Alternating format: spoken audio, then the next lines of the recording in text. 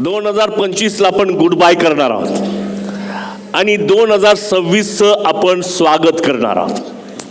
मला माहिती आहे की 2026 शंका घेऊन येऊ नका, विश्वास ठेवा की देवाने तुमच्यासाठी आशीर्वाद राखून ठेवलेले आहेत. Praise the Lord. गेल्या आठवड्याभरापासून माझ्या अंतःकरणात तो शब्द येतो की सुवार्ता सांगा, सुवार्ता सांगा. आणि म्हणून जितक्या वेळ आम्ही प्रार्थना केली, आम्ही सकाळच्या प्रार्थनेमध्ये तो विषय ठेवला की सुवार्ता सांगा. प्रियानो, अनेक प्रकारच्या सेवा आहे, पण सुवार्तेची सेवा ही सर्वात वरची आहे. हालेलुया. आणि देवाने तुम्हाला मला एक काम करायला सांगितलंय, जाऊन सर्व सृष्टीला सुवार्तेची घोषणा करा. हालेलुया. मग कधी कधी आम्ही प्रिचिंगकडे जास्त लक्ष देतो, कधी टीचिंगकडे लक्ष देतो, कधी आम्ही टॅलेंट्सकडे लक्ष देतो, कधी आवाजाकडे लक्ष देतो, कधी वाद्याकडे लक्ष देतो. परंतु या गोष्टी दुय्यम आहे. प्रथम जर मला काय करायचंय तर जाऊन सर्व सृष्टीला सुवार्तेची घोषणा करायची आहे.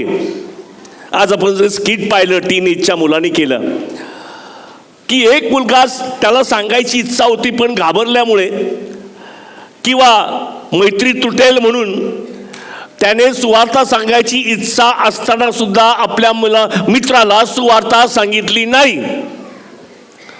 परिणाम काय झाला? तेच ॲक्सिडेंट झाला. जीवनाची पुस्तक उघडली आली, त्याचं नाव तिथे नव्हतं. त्याच मोठमोठ्याने ओरडतो, म्हणतो, सॅम, तुला येशू ख्रिस्ताविषयी माहित होतं, तू मला का सांगितलं नाही? कारण त्या ॲक्सिडेंट नंतर तो नरकात गेला नसता असं त्याला वाटलं. ते एक स्वप्न होतं, परंतु हे रियालिटी आहे की जर आपण आपल्या मित्राला, आपल्या नातेवाईकाला, आपल्या संपर्कात येणाऱ्या व्यक्तीला जर आपण सुवार्ता सांगितली नाही तर त्याच्या रक्ताचा जाब तुम्हाला आणि मला विचारला जाणार आहे. म्हणजे इतकं सिरियस आहे. हालेलुया.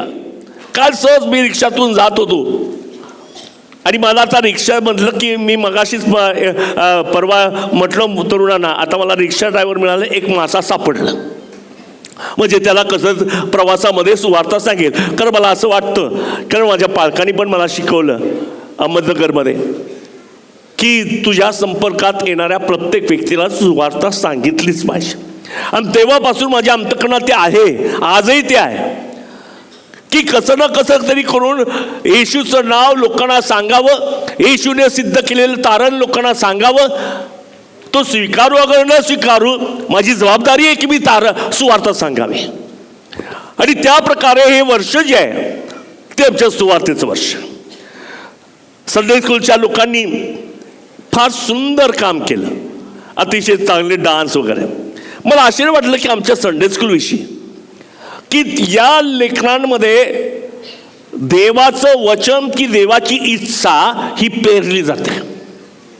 अनेक ठिकाणी टॅलेंटला महत्त्व दिलं जातं, परंतु शिलो चर्चमध्ये मुलांमध्ये देवाचं भय, देवाचं प्रेम याविषयी शिकवलं जातं. आणि म्हणून इतका सुंदर त्यांनी कार्यक्रम या ठिकाणी केला. आपण टाळ्या वाजवूया त्यासाठी.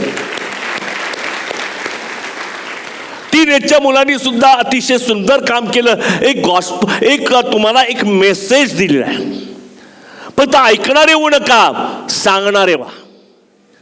लोकांना तुम्ही सांगा. हालेलुया. कारण या गोष्टी सोप्या आहे. प्रिचिंग करणं सोपं आहे, त्यानंतर गाणे गाणं सोपं आहे, डान्स करणं पण सोपं आहे, वाद्य वाजवणं सोपं आहे, गाणे गाणं सोपं आहे, पण सुवार्ता सांगणं फार कठीण आहे. आणि नेमकं त्याच ठिकाणी लोक उणे पडतात. मला तुम्हाला सांगू द्या की प्रत्येक सेवकाचं काम आहे, ज्याला ख्रिस्त ठाऊक नाही त्याला ख्रिस्त दिलाच पाहिजे. हालेलुया. अनेक लोक सेवेचं वर्णन वेगवेगळे करतात. त्यांना वाटतं ही म्हणजे सेवा आहे, ती म्हणजे सेवा आहे, पुलपिटमध्ये बोललं ती सेवा आहे, त्यानंतर मला तुम्हाला सांगते गाणं गायलं की सेवा आहे, वाद्य वाजवलं की सेवा आहे. पण त्याचं प्रतिफल तुम्हाला नाही आहे.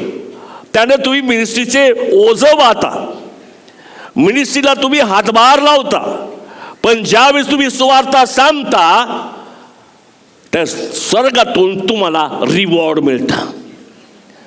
एक आत्मा जिंकला तर लाखो देवदूत स्वर्गात आनंद करतात.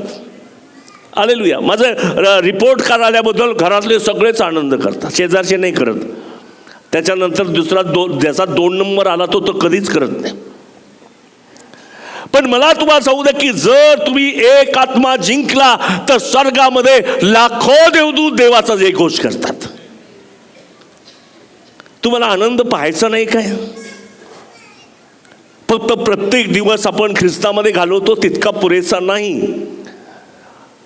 संरक्षणात्मक आहे, चांगलं आहे, पण त्यापेक्षा तुम्ही आक्रमक व्हा.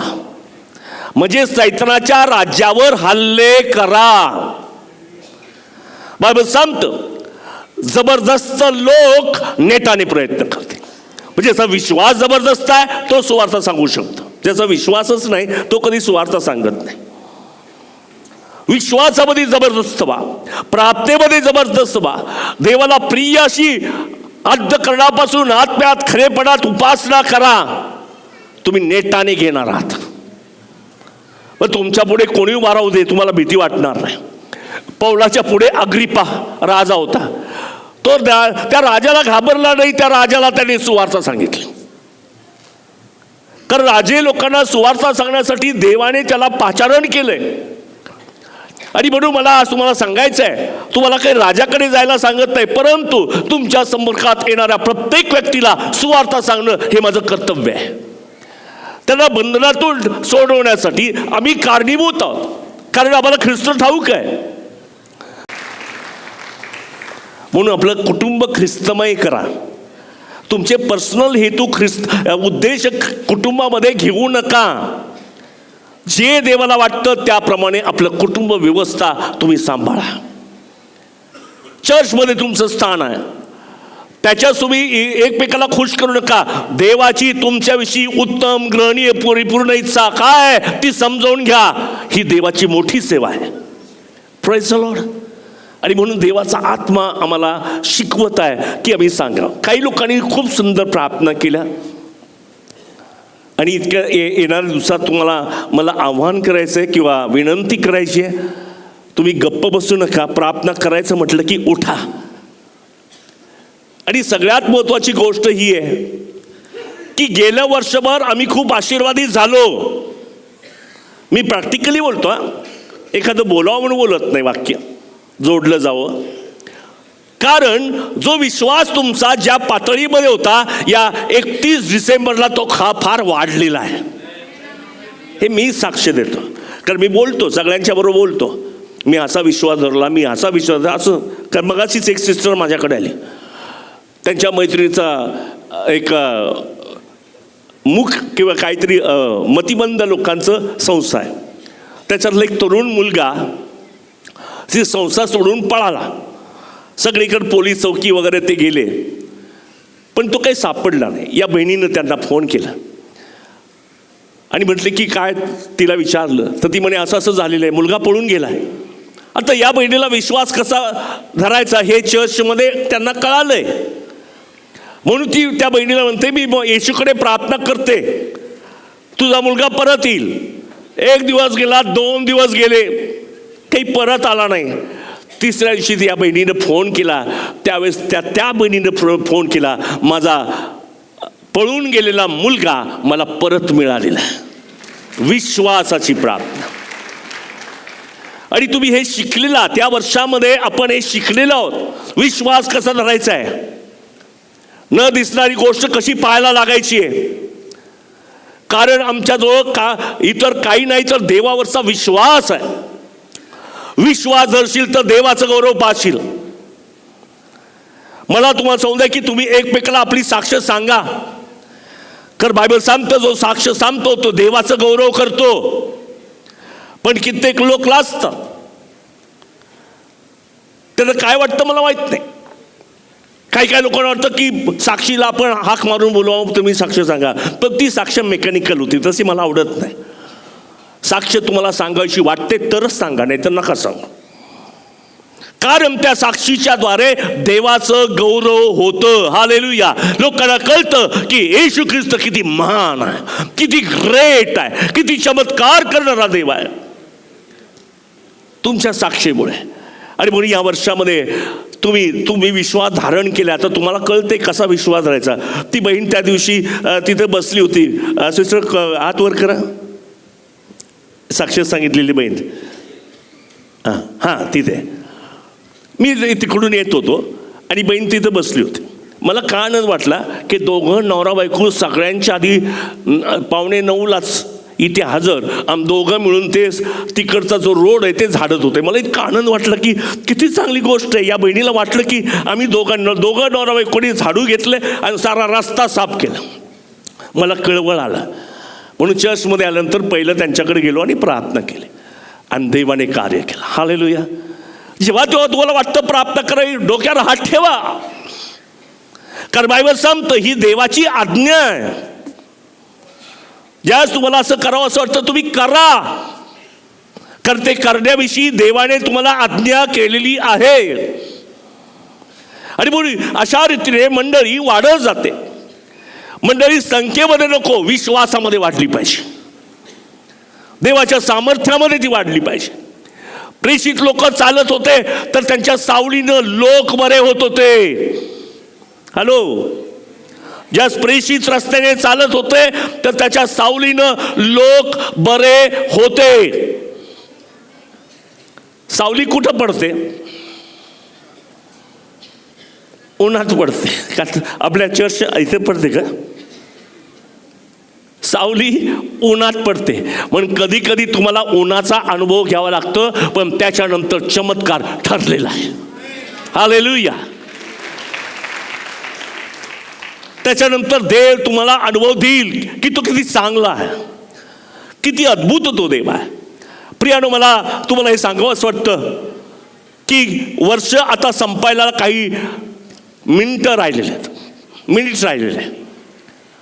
ते संपणार आहे, पण नवीन वर्ष देव त्याच्या कृपेने आम्हाला देणार आहे. ज्या वर्षामध्ये, नवीन वर्षामध्ये अनेक साक्षी घडणार आहेत. नवीन वर्षामध्ये अनेक लोक बरे झालेले पाहतील. नवीन वर्षामध्ये अनेकांचे फायनान्शियल प्रॉब्लेम सुटणार आहे. नवीन वर्ष हे आशीर्वादाचं वर्ष आहे. एक गोष्ट मी तुम्हाला सांगतो, तुम्ही सुवार्ता सांगू नका, कारण बायबल सांगतं सुवार्ता सांगणाऱ्याचे तोंड, पाय किती सुंदर दिसतात. काय सुंदर दिसतात? आमच्याकडे मात्र तोंड पाहतात. त्याचं तोंड छान आहे, त्याचं तोंड छान आहे, त्याचं जरा वाकडंच आहे. लोक तोंड देखल्या जातात, पण देवाचं लक्ष तुमच्या पायाकडे, जे पाय सुवार्ता सांगण्यासाठी धावतात. हालेलुया. आमेन. म्हणून आशीर्वाद तुमच्या जीवनात जर पाहिजे असतील, मी अनुभव घेतलाय, तुम्ही पण घ्या. सुवार्ता सांगा. एकदा ट्रेनमध्ये बसलो होतो. ट्रेन 1 वाजता पुणे स्टेशनवरून सोलापूरला पॅसेंजर जाणार होते. गर्दी खच्चून भरली होती. मी कसा तरी एक वाजता त्या ट्रेनमध्ये घुसलो. खूप गर्दी होती, तर बसायला पण जागा नव्हती. म्हणून मी तिथं एक लोखंडाची साखळी आहे, हे हँडल आहे, त्याला मी पकडलं. आणि गर्दीमुळे सगळा वास, एकतर सगळेच लोक बिडी पिणारे असतात तिथं, त्याच्यानंतर सगळा घामेचा पण वास येत होता. आणि कसं काय करावं असं वाटलं. मी हात धरला, त्या हाताकडे पाहिलं आणि म्हटलं की मी प्रार्थनाच करील. म्हणून अन्य भाषेत प्रार्थना करायला लागलो. प्रार्थना करत असताना समोरच्या बाकड्यावर एक तरुण होता, त्याला दुरात्मा लागला होता आणि तो लागला घुमायला सापासारखा.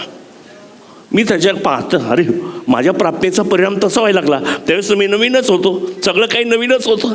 मला इतका आनंद झाला. मग मी जोरजोराने अन्य भाषेत प्रार्थना करायला लागला, मोठमोठ्याने प्रार्थना. तसा मुलगा नाचायला लागला.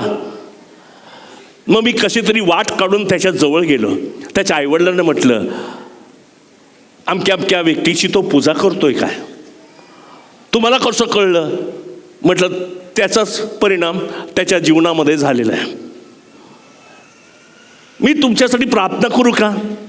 आणि प्रार्थना करता करता कुरुडवाडी, आणि कुरुडवाडीमध्ये तो दुरात्मा निघून गेला.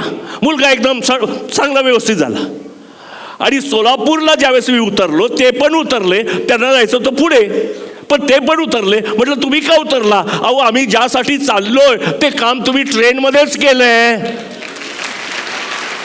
आता पुढे जायची काही गरज नाहीये. सुवार्ता सांगा, कार्य देव करणार, तुम्ही नाही. सुवार्ता सांगा, ख्रिस्ताचं नाव उच्चारा. कोणी ऐको अगर न ऐको तरी ख्रिस्ताचं नाव लोकांपर्यंत न्या. माझा विश्वास आहे की देव त्याच्या सामर्थ्याचं प्रगटीकरण करेल. अशक्य गोष्ट देव शक्य करील. तुम्हाला जे कठीण वाटतं ते सोपं होईल. जो दरवाजा बंद आहे तो उघडला जाईल. देव तुमच्यासाठी रानातही राजमार्ग तयार करील.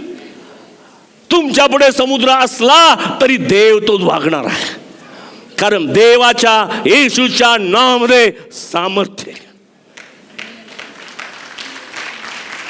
म्हणून आपल्या बळावर विश्वास ठेवू नका, आपल्या टॅलेंटवर विश्वास ठेवू नका, आपल्या अनुभवावर विश्वास ठेवू नका. नम्र व्हा आणि देवाला कार्य करू द्या. तुमचं डोकं नका चालू, देवाचं सामर्थ्य पहा.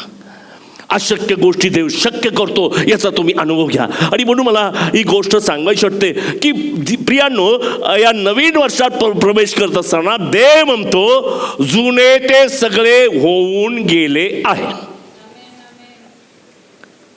एक किती मिनिटं झालेत? 11 वाजून 35 40. अजून किती राहिलेत? 20 मिनिटं, 20 ते 25. आता फक्त 25 मिनिटं तुमच्या समोर आहे. या 25 मिनिटामध्ये म्हणा की बाय बाय 2025 आणि प्रार्थनापूर्वक 2026चा येशूच्या नावाने स्वीकार करा. असाच 26 वर्षामध्ये प्रवेश करू नका, कारण लोकांना नवीन काहीतरी म्हटलं की जरा जड जाते. ते 25च बरं होतं आपलं. नाही त्या दिवसात असं घडलं तसं घडलं, अमक्याच्या कथा आहेत, आणखी आठवणी आहेत, त्याचं तसं झालं ह्याचं तसं झालं. या 25 वर्षामध्ये खूप काही घडलं आणि लोक त्याच्यातून बाहेर यायला तयारच नाहीत. पण बायबल सांगतं यशाच्या ग्रंथामध्ये, जुन्या गोष्टीची आठवण करू नका. जुन्या गोष्टीत आमचा अपमान झाला असेल, कोणाशी वाद झाला असेल, आमच्या मनामध्ये राग निर्माण झाला असेल, काही फेल्युअर असेल, अधोगती असेल, विसरून जा. पहा, मी एक नवीन गोष्ट करणार आहे. प्रियानो, तो म्हणतो की जुन्या गोष्टीची आठवण करू नका, की जुनं ते होऊन गेलंय. हालेलुया.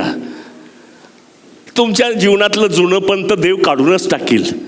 पण आनंदाने मला सांगू द्या, जुनं काय, लोक पापामुळे मरत होते, आता पापाची क्षमा झालेली आहे. तुम्ही सर्व काही नवीन झालेला आहात. हे नवीन आहे. जुनं ते सर्व होऊन गेलेलं.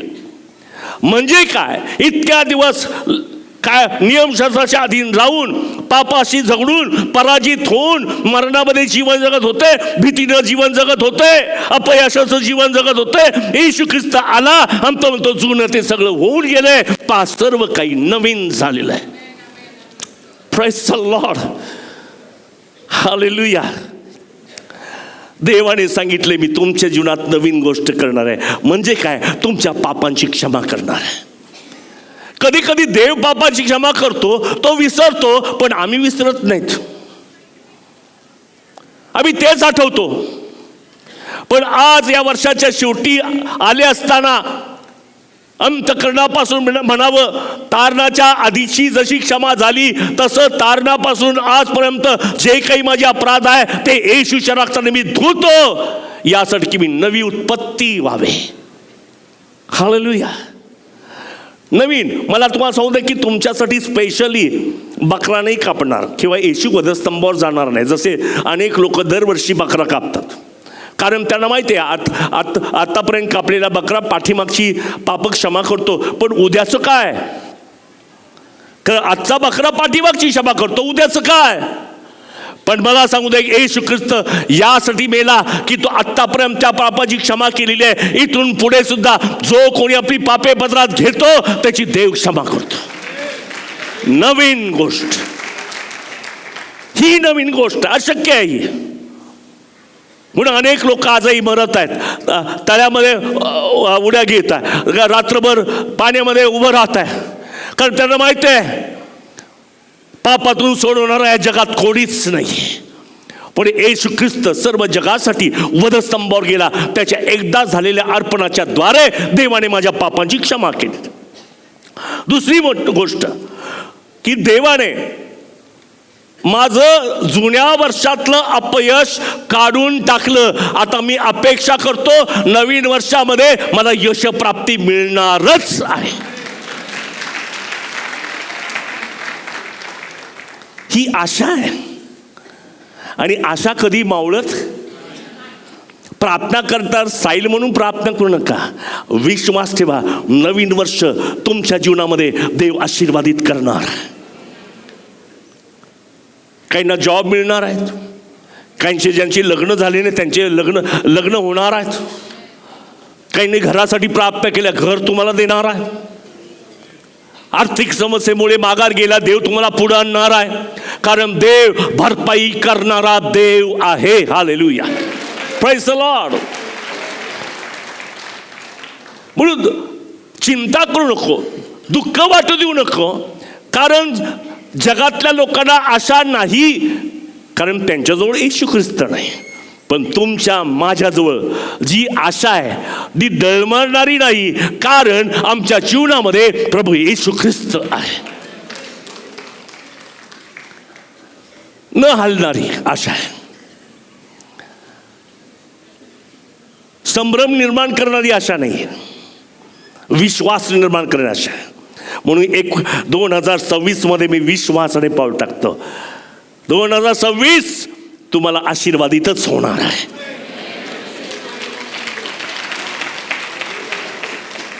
हे सगळं विश्वासाचा भाग आहे. आणि अनेक वेळेस आम्ही प्रार्थना करतो पण विश्वास नसतो, त्यामुळे अनेक वेळा आमच्या प्रार्थना ऐकल्या जात नाही, मग आम्ही देवालाच नावं ठेवतो. पण तुमच्या जवळ पक्का विश्वास आहे, ऑर्डर करून सांगा, रोग निघून जा. ऑर्डर करा, आज्ञा करा, गरिबी निघून जा, सैतान निघून जा, ते तो गेलाच आहे. तर अशा प्रकारचं निर्भीड जीवन 2026 देवाने आम्हाला देऊ केलेलं आहे. मी हे का बोलतो माहिती आहे का? कारण या वर्षामध्ये, गेल्या वर्षात आम्ही विश्वास कसा ठेवायचा ते आम्ही शिकलेलो आहोत. हालेलुया. म्हणून माझ्या वाक्यापेक्षा तुमच्या विश्वासावर जास्त विश्वास ठेवा. तुमचा विश्वास नाही, किती प्रार्थना करा, काही घडणार नाही. कारण विश्वास धरशील तर देवाचं गौरव पाहशील. आणि म्हणून आमच्या जीवनामध्ये ज्या काही जुन्या गोष्टी आहेत, जुनं फेल्युअर आहे, जुन्या काही आमच्या सवयी आहेत, पुष्कळ प्रयत्न करून सुद्धा सुटल्या नाहीत, निराश होऊ नका. पूर्ण विश्वासाने 2026 मध्ये प्रवेश करा आणि देवाला म्हणा, थँक्यू जीसस, माझ्या या सवयीतून मला बाहेर काढलेलं आहे. कारण सवयीतून ज्या काही तुमच्या जीवनामध्ये डिझायर असेल, वाईट असतील किंवा सवयी असतील, हे आमच्या बसकी बात नाही आहे. करून पाहतो मी प्रयत्न. तुम्हाला फक्त देवाच्याच आधाराची गरज आहे. म्हणून पूर्णपणे देवाला शरण जा, विश्वासाने प्रार्थना करा की देवा, गेल्या वर्षामध्ये ज्या ज्या गोष्टीमुळे मला अडखळण झालेलं आहे त्या सर्व गोष्टी येशूच्या नावात मी नाकारतो. हालेलुया. शंका धरू नका. खरंच पाळक साहेब म्हणतात तसं होईल का? असं नका म्हणू, होईलच होईल असं म्हणा. नाही, जरा जास्तीच बोलतात हा पाळक साहेब. पण मला तुम्हाला सांगू द्या की विश्वास धरा, देव तुमच्यासाठी तसं करणार. त्यानंतर एक गोष्ट मला सांगायची वाटते की अनेक वेळा आम्हाला बाहेर यायची इच्छा नसते, मग प्रार्थना करतो पण बाहेर जाऊ शकत नाही, कारण आम्हाला बाहेर पडायची इच्छाच नसते. उत्पत्तीचं पुस्तक याचा 19 अध्याय, 19-16 पण लोट दिरंगाई करू लागला. कशामुळं? करुणेमुळे. आमच्या ताकदीमुळं नाही हो, आमच्या ज्ञानामुळं नाही, आमचे गुडघ्यावर बसून प्रार्थना केल्यामुळं नाही, तुमच्यावर देवाची करुणा झाली म्हणून देवाने लोटाला बाहेर काढलं. हालेलुया. त्याच्यावर देवाची करुणा होती.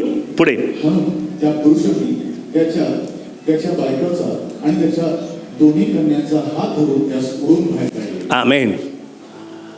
देवाने पाहिलंय की लोट माझ्याबरोबर यायला तयार नाही, अजून त्याचं लक्ष त्या सदोम गमोरातच आहे. कधी कधी सदोम गमोराची आम्हाला इतकी सवय झालेली असती, त्याच्यातून आम्हाला बाहेर निघत नाही किंवा बाहेर येण्याची इच्छा नसते.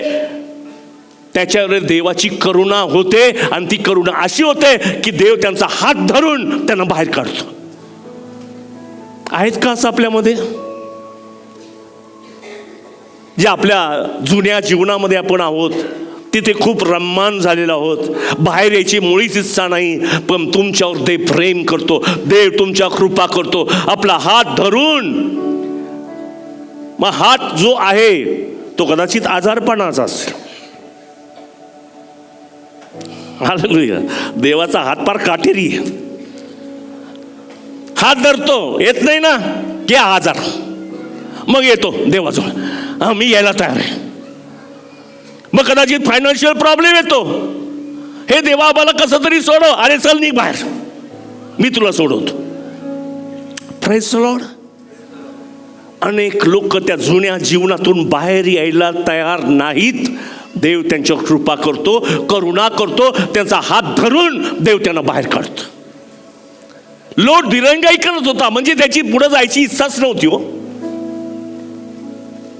परमेश्वर त्याला नेत होता, त्याची जायची इच्छाच नव्हती, विश्वासणार आहे, पण जुनं जीवन सोडायला तयार नाही.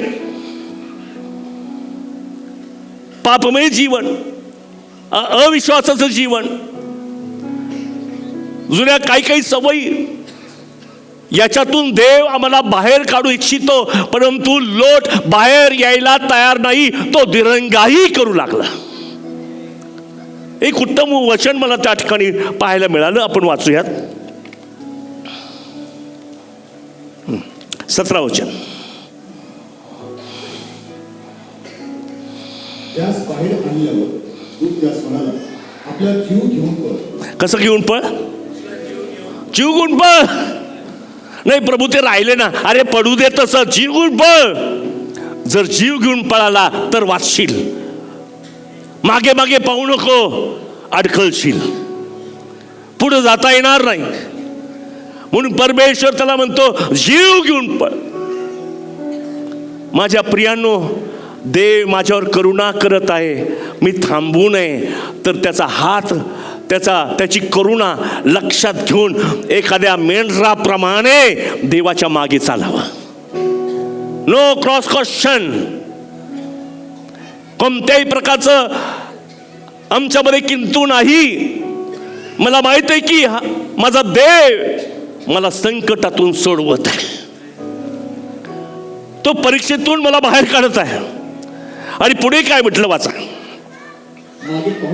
मागे पाहू नको, तळवटीत थांबू नको. तळवटी म्हणजे प्लेन, सपाट जागा. आता डोंगरातून पळून पळून पळून त्याला धाप लागली, थोडीशी सपाट जागा झाली की बसला. तसं काही लोक बाहेर पडतात खरं, पण थोडा वेळ विसावा घेतात, पुढे जातच नाही. कदाचित त्यांचा आळस असेल. चर्चला सुद्धा किती लोक इच्छा असताना येत नाहीत. तळवटी थांबू नका, निश्चय करा की मला देवाच्या समोर हजर राहायचं आहे ॲट एनी कॉस्ट. मी हे तर करू शकतो की नाही, बाकी मोठमोठ्या गोष्टी मला कधी करता येणार नाही, ते मेरी बस की बात नाही आहे. पण मी देवासमोर हजर राहू शकतो आणि तो पवित्र आत्मा जो समोर हजर आहे त्याच्या जीवनात कार्य करतो. हालेलुया. तुम्ही हजर राहा. फार टॅलेंटेड लोकांची गरज नाही, देवाला समर्पित लोकांची गरज आहे. हालेलुया. जे लोक आपलं जीवन देण्यासाठी तत्पर आहेत त्यांना देव देतो. मला तुम्हाला सांगू द्या, प्रेषित 2:42 मध्ये फार सुंदर म्हटलंय.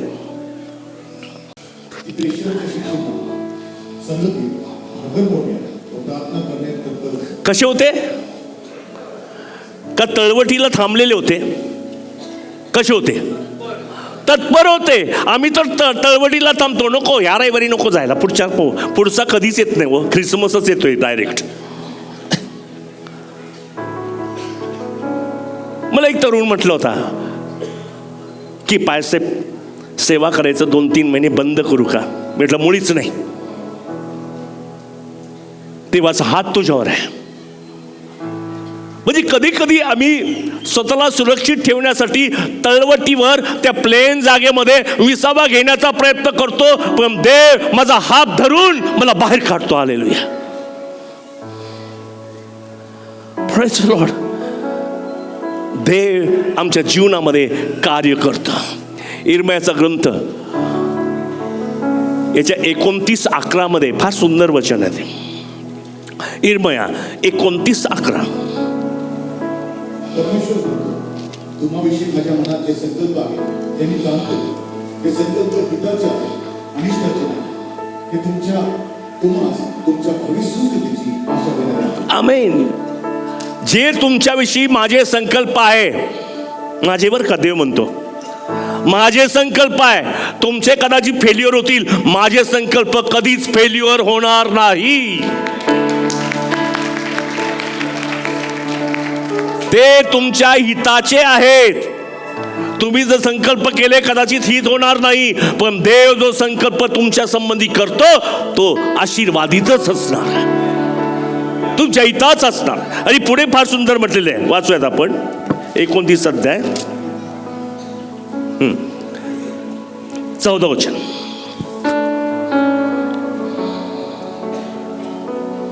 परमेश्वर म्हणतो, मी तुम्हास पावल्यावर मी तुमचा बंदिवास उलटवीन आणि ज्या सर्व लोकात व ज्या सर्व स्थळी मी तुम्हास हाकून लावले आहे तेथून तुम्हास एकत्र करीन, असे परमेश्वर म्हणतो. आमेन. देव म्हणतो की तुम्हाला एका स्थळी एकत्र करील. माझ्या प्रिय भावांनो, देवाने ठरवलं होतं 31 तारखेला तुम्हाला शिलोमध्ये एकत्र करील. हा तुमचा प्लॅन नाही, हे देवानं केलेला आहे. म्हणून ती प्लेस जी आहे, ती जागा जी आहे, ती म्हणजे देवाच्या समोर हजर राहणं. ही ती जागा आहे. Praise the Lord. त्या जागेचं नाव काय? देवाच्या समोर हजर राहणे. काय नाव आहे?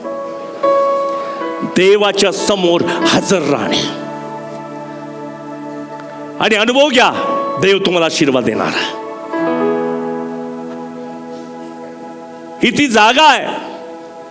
जी सेवा तुम्हाला देवाने दिलेली आहे, ती समर्पित भावनेने करा. ही ती जागा आहे.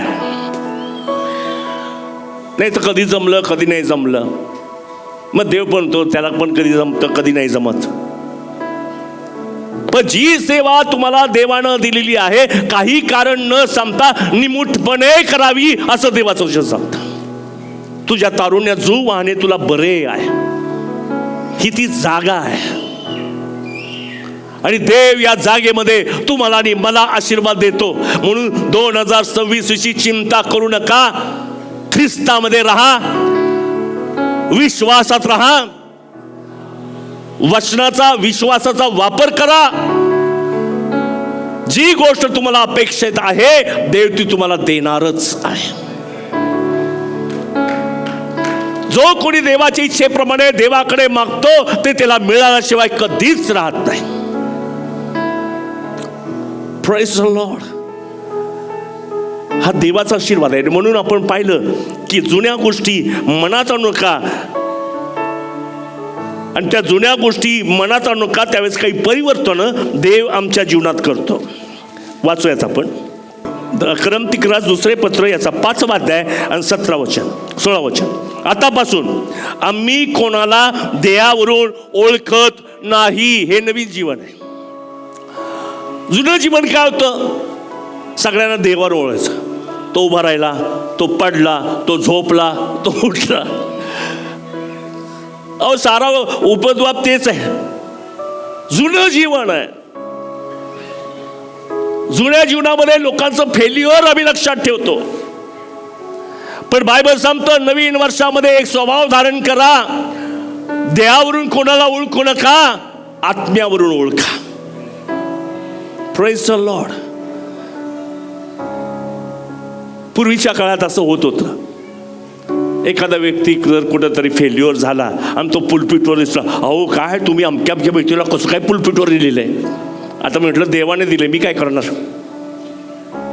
देहावरून ओळखू नका. आमेन. ही सगळ्यात महत्वाची गोष्ट आहे की देहावरून कोणाला ओळखू नका. कारण बायबल सांगतं की मी तुमचा दृष्टिकोनच बदलत आहे. म्हणून पाहताना या जगाचा नाश पाहू नका, या जगाचं तारण पहा. हालेलुया. Praise the Lord. पुढे आणखी म्हटले वाचा.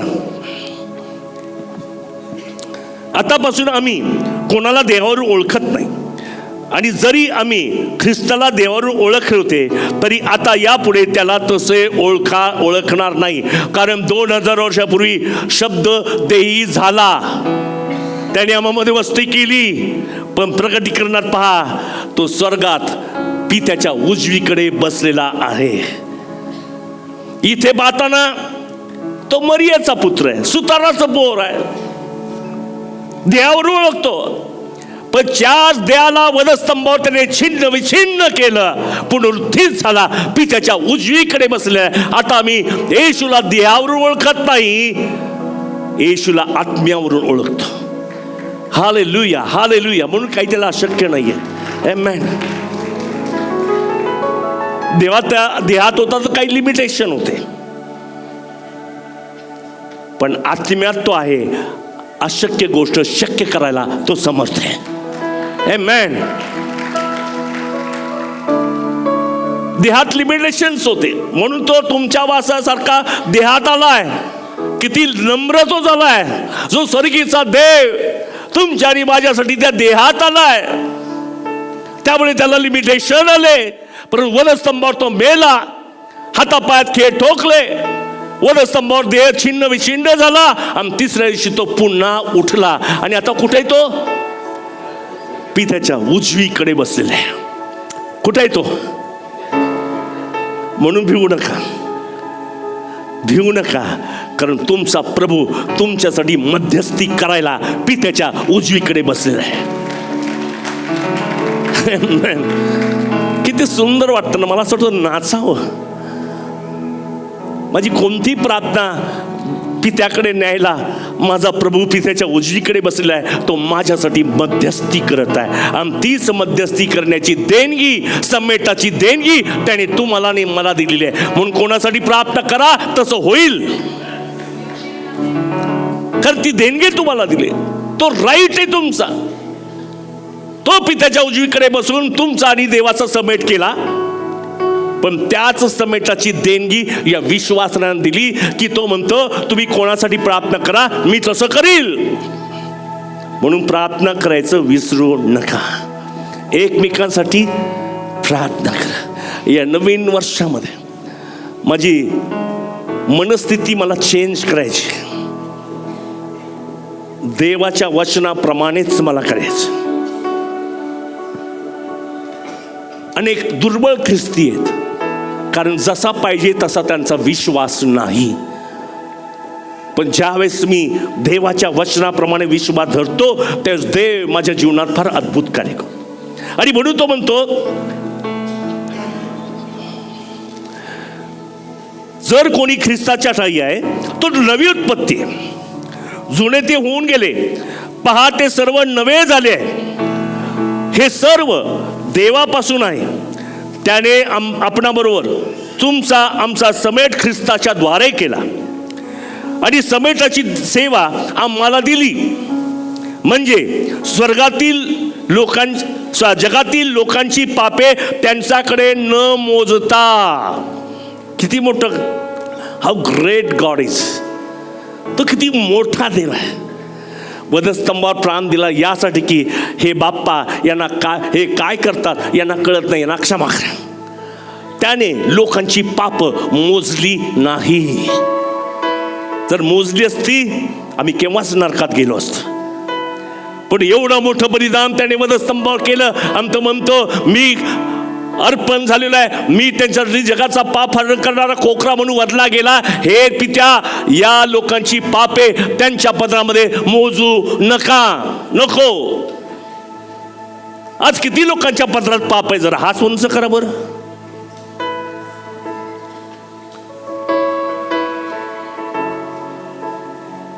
आमेन. हा चमत्कार नाही काय? जरा आपल्या जीवनाचं निरीक्षण करा. Hallelujah, praise the Lord.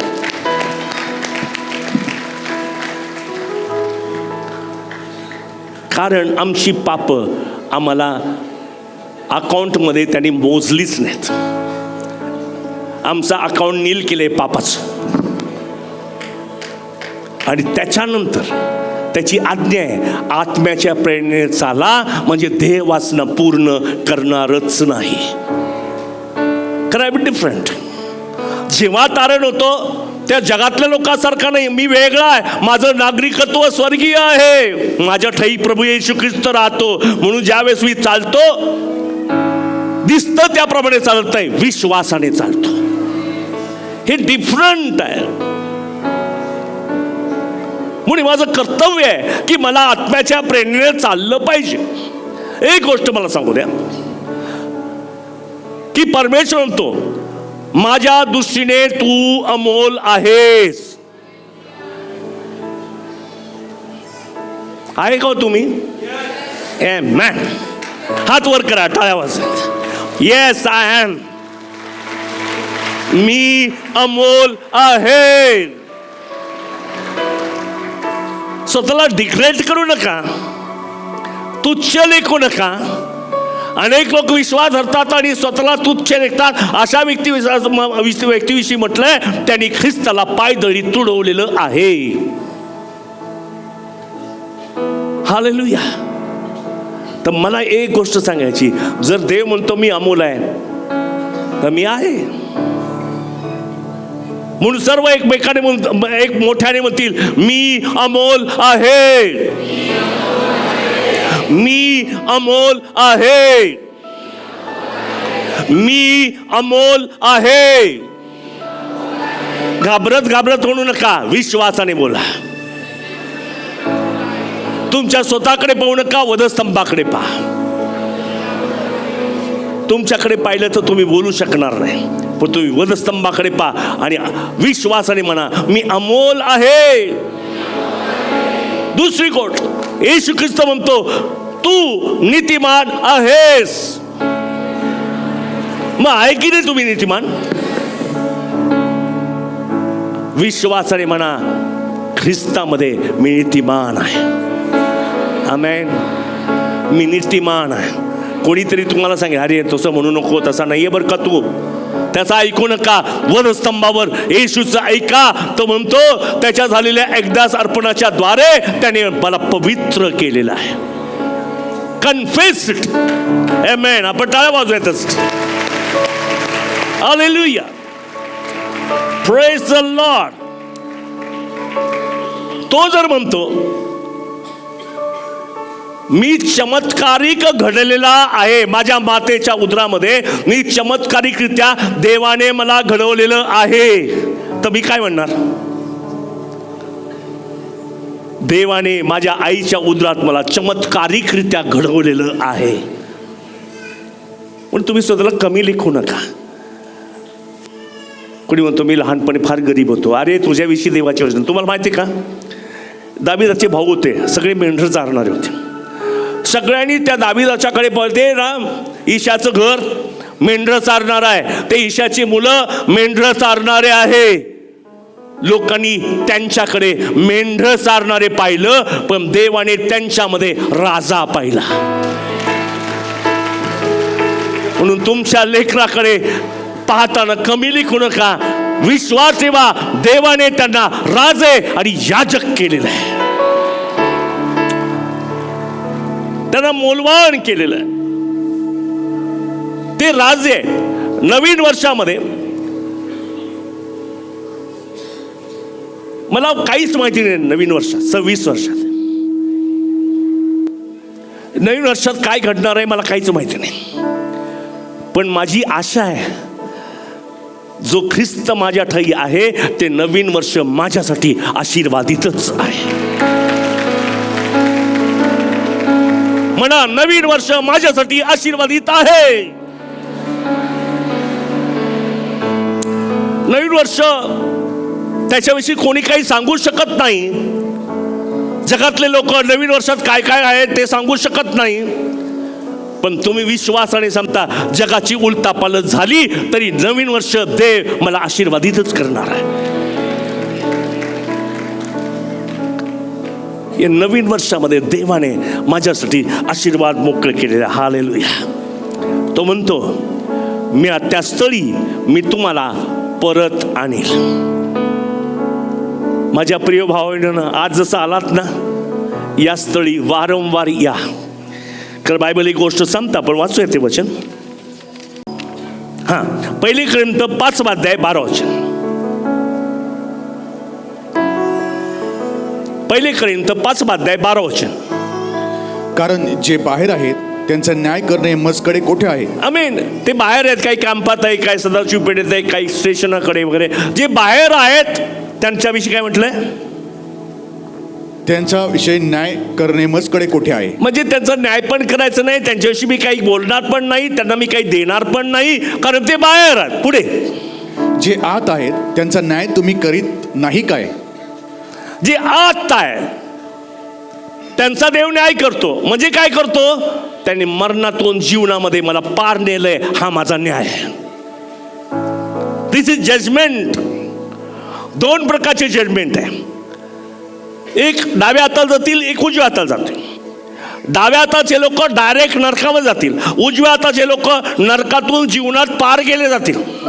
हे सगळे जीवनामध्ये. पण या जीवनात असलेल्या लोकांचा एक न्याय होणार आहे. आत्मे जिंकणाऱ्याला त्याला मुकुट मिळणार. हे आत्मे जिंकणारा, इकडे तुझा स्पेशल न्याय. हे जजमेंट आहे. त्याच्या मस्तकामध्ये मुकुट घालणं हा देवाचा जजमेंट आहे. तो सगळ्यांना मिळणार नाही. जे आत्मे जिंकतात त्यांनाच मिळणार आहे. जे तारण पावलेले आहे त्यांना जीवनाचा मुकुट मिळणार. जे रक्त साक्षी होतात त्यांना एक वेगळा मुकुट आहे. असे जवळजवळ 5 प्रकारचे मुकुट पवित्र शास्त्रात आहे. हा न्याय आहे. काहींचा A ग्रेड मिळाला, ठीक आहे. काहींना ब्रेड मिळालं, B मिळालं, ठीक आहे. काहींना C मिळालं, ठीक आहे. काही फेल्युअर झाले, ठीक आहे. हा त्यांचा जजमेंट आहे. म्हणून गोंधळ देऊ नका. यांचा न्याय होणार म्हणजे काय, की त्यांना 5च्या ऐवजी कोणाला 1 मिळेल, कोणाला 2 मिळेल, कोणाला 3 मिळेल, कोणाला 5ही मिळतील. हे जजमेंट. आणि हा कोणाचा जजमेंट होणार? आतल्या लोकांचा होणार आहे, बाहेरच्यांचा नाही होणार. आतल्या लोकांचा जजमेंट.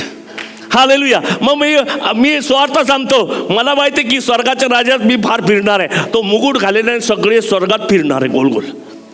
कारण मुकुट असलेल्या लोकांना काही काही बहिणी असतात, सोन्याचं मोठं घालतात ना, ते गर्दीचं शिरतात. कारण सगळ्यांनी त्यांचा सोन्याचा हार पाहावा. मला खात्रीने माहिती आहे, जर तुमच्या डोक्यात जीवनाचा मुकुट आहे, तुम्ही कोपऱ्यात बसणार नाही, सगळ्या लोकांना दाखवणार माझ्याजवळ जीवनाचा मुकुट आहे. ही प्रतिष्ठा आहे. हे जजमेंट आहे.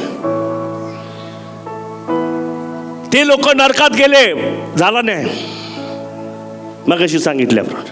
पण हे जे तारलेले लोक आहे त्यांचं जजमेंट काय? कोणाला 2 मुकुट मिळतील, कोणाला 5 मिळतील, कोणाला न कवेजरा हार मिळेल, कोणाला ते खडा पण मिळेल. अहो, तुकडे तुकडे घातले त्या कोणीतरी या अंकित. किती बरं वाटतं. पण तुम्हाला असा खडा म्हणजे असा स्टोन मिळणार आहे, या जगात कुठेच नाही इतका भारी मिळणार आहे. आजकाल लोक 10 ग्रॅम, अहो तिथंच सोन्याच्या रस्त्यावर तुम्ही चालणार आहात. पुढे या जगाचे तुम्ही ओढ धरू नका, कारण जिथले तुम्ही आहात ते ठिकाण तुमच्यासाठी मोलवान आहे, ते अद्भुत आहे. म्हणून स्वर्गीय गोष्टीची वाट पाहत तो म्हणतो, जे काही आहे मी सांगतोय क्रमतीर्थ पत्रामध्ये, त्या बाहेरच्या लोकांविषयी सांगत नाही, तुमच्याविषयी सांगतो. तुम्ही नेहमी देवाने तुम्हाला जी जागा दिलेली आहे तिथे एकत्र या आणि काही प्रयत्न न करता कृपेने देव चमत्कार करतो याचा अनुभव घ्या. Praise the Lord. देव तुमच्या प्रत्येकाच्या जीवनात चमत्कार करणार आहे.